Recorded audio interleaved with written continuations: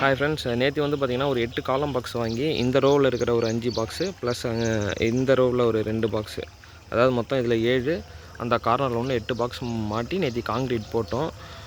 இன்றைக்கி வந்து பார்த்திங்கன்னா நம்ம பிரிக்கலை, டீசெட்ரிங் பண்ணல. ஏன்னா இன்றைக்கி ஒரு பர்சனல் ப்ராப்ளம், அதனால் நம்ம நாளைக்கு தான் பிரிக்கிறோம். நம்ம இன்றைக்கி பிரித்து இந்த மாதிரி பிரித்து வைக்கிறதா இருந்தால் வச்சுருந்துருக்கலாம். நம்ம ஏன் பிரித்து வைக்காமல் வச்சுருக்கோம் அப்படின்னா, ஓரளவுக்கு பார்த்திங்கன்னா இந்த வாட்டரை வந்து இது வந்து நம்ம லாக் பண்ணி வச்சுருக்கோம். க்யூரிங் வந்து அதனால் பாதிப்பு அடையாது. நம்ம இப்போ பிரித்து போட்டோம் அப்படின்னா அடிக்கிற காற்றுக்கும் வெயிலுக்கும் பார்த்திங்கன்னா டக்குன்னு அது வந்து காஞ்சி போய்டும். அந்த மாதிரி காய விடக்கூடாது, ஈரப்பதத்தை கோர்த்து வச்சுட்ருக்கணும். நம்ம இதை எதுக்காக நம்ம இப்போ பிரித்தோம் அப்படின்னா, எப்படி அவுட்புட் எப்படி இருக்குங்கிற ஒரு ஆர்வத்தினால பிரித்தோம். அதனால் பிரித்து போட்டிருக்கோம். அதே மாதிரி டீசெட்ரிங் பண்ணும்போது இந்த ஷீட்டை வந்து பார்த்து கீழே வைங்க. ஏன்னா நான் வந்து வெயிட்டாக இருக்குன்னு தூக்கி டக்குன்னு என் கட்டை விரலில் போட்டுக்கிட்டேன். இங்கே பாருங்கள், நல்லா அடிபட்டுடுச்சு. இந்த விரல் வந்து விழுந்துடும் அப்படின்னு நினைக்கிறேன். இது எல்லாமே வந்து பார்த்திங்கன்னா லைனுக்காக கரெக்டாக இருக்குது. இதோ பாருங்கள், அக்யூரேட்டாக இருக்குது. அதெல்லாம் இன்னும் டீசெட்ரிங் பண்ணோம் அப்படின்னா இந்த காங்க்ரீட் கார்னரும் அந்த காங்க்ரீட் கார்னரும் அப்படியே கரெக்டாக இருக்கும், கரெக்டாக ட்ரேஸ் ஆகும். அதே மாதிரி இந்த ஆக்சிஸ்லேயும் வந்து பார்த்திங்கன்னா உங்களுக்கு கரெக்டாக இருக்கும். நம்ம சும்மா ஒரு கிராஸ் செக்காக பண்ணோம். எல்லாமே தூக்க விட்டு தான் இந்த பாக்ஸை நிப்பாட்டணும். நிப்பாட்டிட்டு ஒரு கிராஸ் செக் நேர் இருக்கா அப்படிங்கிறதுக்காக ஃபைனலாக நம்ம இந்த மாதிரி நூல் கட்டி பார்த்தோம். ஓகே, கரெக்டாக இருக்குது. அதே மாதிரி நம்ம தொட்டியில் எதுக்கு தண்ணி விட்டோம் அப்படின்னா, இவ்வளோ கட்டைக்கும் வந்து பார்த்திங்கன்னா நம்மளால் தண்ணி மண்டு ஊற்ற முடியல. ஸோ அதனால் வந்து பார்த்திங்கன்னா தண்ணி இந்த தொட்டி ஒன்று, அப்புறம் கொஞ்சம் தள்ளி சென்டரில் அதில் ஒன்று, அப்புறம் லாஸ்ட்டில் அந்த தொட்டியில் ஃபில் பண்ணி வச்சுருக்கோம்.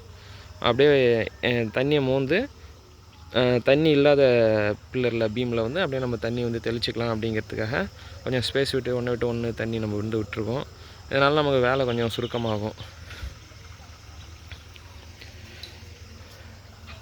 இதெல்லாம் வந்து பார்த்திங்கன்னா M20 ரேஷியோ தான், 1:2:3ங்கிற ரேஷியோவில் காங்கிரீட் போட்டது. இந்த பேபி மிக்சர் மிஷினால் தான் போட்டோம். எல்லாமே நாங்களாக தான் போட்டுட்ருக்கோம். கொத்தனாரோ மேஸ்திரியோ யாரும் கிடையாது. ஃபுல் அண்ட் ஃபுல் யூடியூப்பை பார்த்து நம்ம லேர்ன் பண்ணிக்கிட்டது.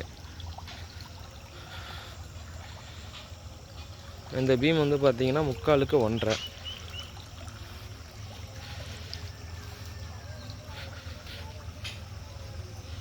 இந்த பூவாளி எதுக்காக அப்படின்னா, நம்ம தண்ணி வந்து நம்ம குடத்தில் ஊற்றும்போது தெரிச்சு போகும். இந்த பூவாளிங்கும்போது நமக்கு தண்ணியை வந்து ஸ்ப்ரே பண்ணும். அதனால் நம்ம இந்த பூவாளியை வந்து இது பண்ணியிருக்கோம். இதெல்லாம் வந்து பார்த்திங்கன்னா வாட்டர் லெவலுக்காக இந்த டேப் அடிச்சிருக்கிறோம். இந்த காங்கிரீட்லாம் பார்த்திங்கன்னா ஃபுல்லாக ஈவனாக ஒரே லெவலாக இருக்கும். இந்த எல்லோ கலர் டேப் இருக்குது பாருங்கள், ஐடென்டிஃபிகேஷனுக்காக. இதுலேயும் இருக்கும் அதே மாதிரியே. இது காங்கிரீட்டில் கொஞ்சம் மறைஞ்சி போச்சு.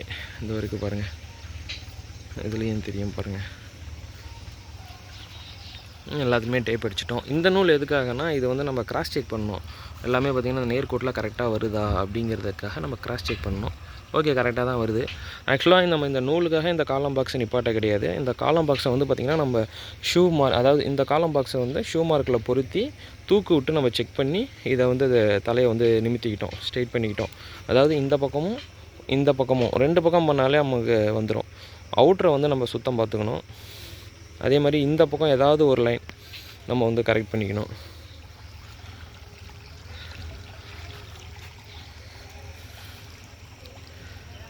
நம்ம டோட்டல் சைட்டு தண்ணி விட்டாச்சு. உள்ளே சேறு சகதியமாக தான் இருக்கும். ஆக்சுவலாக யாரும் இதை வந்து ஃபாலோ பண்ணாதீங்க.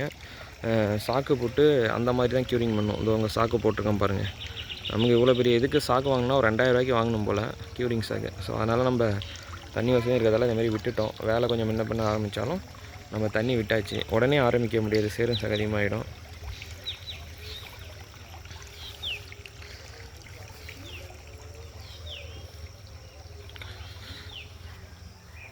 இந்த லாஸ்ட்லேயும் தண்ணி காட்டுறோம் பாருங்கள்.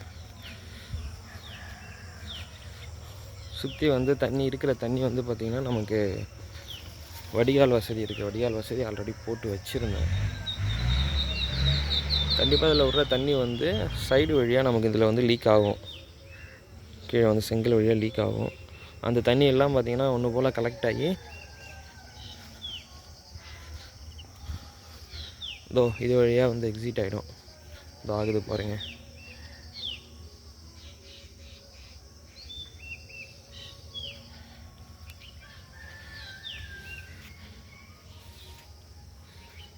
எதுக்காக சம்மந்தமே இல்லாமல் இந்த இதை மட்டும் தனியாக நம்ம போட்டிருக்கோம் அப்படின்னு பார்த்தீங்கன்னா, இப்போ உங்களுக்கு சென்டரில் வந்து 3 காலம் வந்து நம்ம பாக்ஸ் மாட்டி தூக்கு பார்க்க முடியலனா கூட இதுக்கும் அதுக்கும் நூல் எடுத்து சென்ட்ரல் இருக்கிற 3 காலம் பாக்ஸையும் ட்ரேஸ் அதில் எடுத்துக்கலாம் அப்படின்னு சொல்லிட்டு ஹெட்டை வந்து ட்ரேஸ் எடுத்துக்கலாம். அதாவது இப்போ இதில் நூல் கட்டுறோம் அப்படின்னா இதே ஈவனாக சென்ட்ரலில் இருக்கிற 3 காலத்துக்கும் நம்ம ட்ரேஸ் எடுத்துக்கலாம் அப்படின்ட்டு வந்து ஒரு பிளான் பண்ணியிருக்கேன். இருந்தாலும் தூக்குக்கும் அது வந்து சரியாக வரணும். அதனால் தூக்குக்கும் அதை நம்ம சரி பார்க்கணும். அதே சமயத்தில் இந்த நூலோடைய லைனுக்கும் அது வந்து மேட்ச் ஆகணும். அது ஷூ மார்க்கு இருக்கிறதுலே இந்த ஷூ மார்க் தான் வந்து பார்த்திங்கன்னா நமக்கு சுத்தமாக காலம் கவர் கிடைக்கல.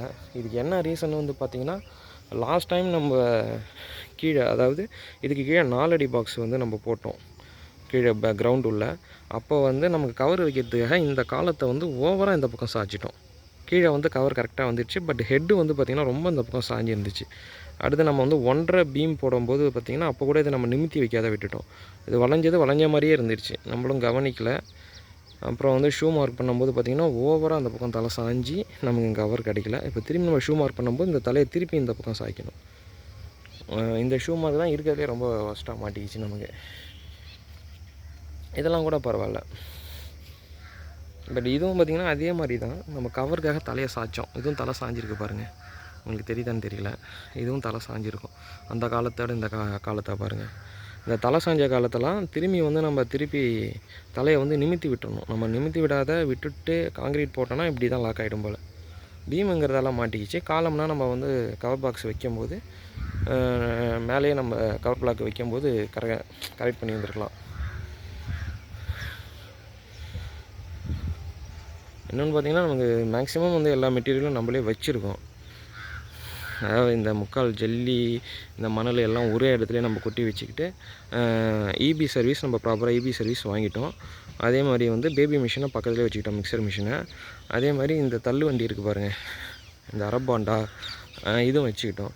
அழகாக இதில் வந்து ஃபுல்லாக மிக்சர் மிஷினில் மிக்ஸ் பண்ணி இந்த வண்டியில் வந்து காங்கிரீட்டை பிடிச்சி அப்படியே வண்டியை தள்ளிட்டு போயிட்டு பக்கத்துலேயே வச்சு இரும்பு வாளியில் வந்து அப்படியே மொண்டு காங்கிரீட்டை வந்து பாக்ஸ் உள்ள ஊற்ற வேண்டிதான்.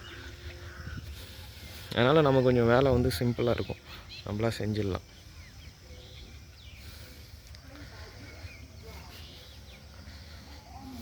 நாங்கள் வந்து கட்டடத்தை சுற்றி ஃபுல்லாக வலையாயிடுச்சு. அதுதான் ஒரு பெரிய மேஜர் ஒரு மைனஸு.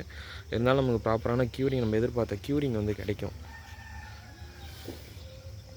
நம்ம எவ்வளோ தான் வந்து கோடியாக செலவு பண்ணாலுமே க்யூரிங் சரி பண்ணல, க்யூரிங் நம்ம வந்து ப்ராப்பராக நம்ம மெயின்டைன் பண்ணலன்னா நீங்கள் எப்படியாப்பட்ட வந்து கம்பி போட்டாலும் சரி, எப்படியாப்பட்ட சிமெண்ட்டு போட்டாலும் சரி, எவ்வளோ நீட்டாக வேலை செஞ்சாலும் சரி, அந்த கட்டடம் வந்து அந்த ஸ்ட்ரென்த்தை வந்து அட்டைன் பண்ணியிருக்காது.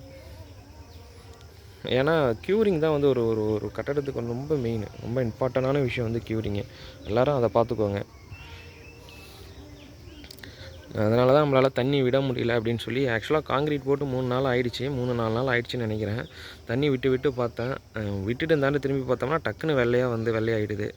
ஸோ அதனால் இது நமக்கு வேலைக்கு ஆகாது அப்படின்னு சொல்லி விட்டுட்டேன் தண்ணி எடுத்து உள்ளார. நாளைக்கு வந்து பார்த்திங்கன்னா என்ன பண்ணுவேன் அப்படின்னா, இப்போ இது நீ தண்ணி விட்டாச்சுங்களா, இது நாளைக்குள்ளே எனக்கு தெரிஞ்சு ட்ரெயின் ஆகிடும். அப்படி கொஞ்சமாக இருந்தால் கூட பரவாயில்லன்னு சொல்லிவிட்டு இந்த பிளாக்கில் தண்ணி விட்ருவேன், அந்த பிளாக்கில் தண்ணி விட்ருவேன். அதாவது கிராஸில் திருப்பி அந்த பிளாக்கில் தண்ணி விட்டுருவேன். அந்த மாதிரி வந்து எதில் விடலையோ அது எதாவது ஆல்டர்னேட்டிவாக அப்படியே விட்டுடலாம் அப்படின்னு பிளானு. இப்போ வந்து இது தண்ணி விட்டோன்னா இந்த செவருக்கு க்யூரிங் ப்ராப்ளம் இல்லை, இந்த செவருக்கும் க்யூரிங் ப்ராப்ளம் இல்லை, அதே மாதிரி இதுக்கும் இல்லை, மொத்தம் 4 அப்படியே 4 கவர் ஆகிடும் பாருங்கள். அதே மாதிரி வந்து எல்லாத்துக்குமே அதே மாதிரி தான். ஓகே ஃப்ரெண்ட்ஸ், பார்க்கலாம்.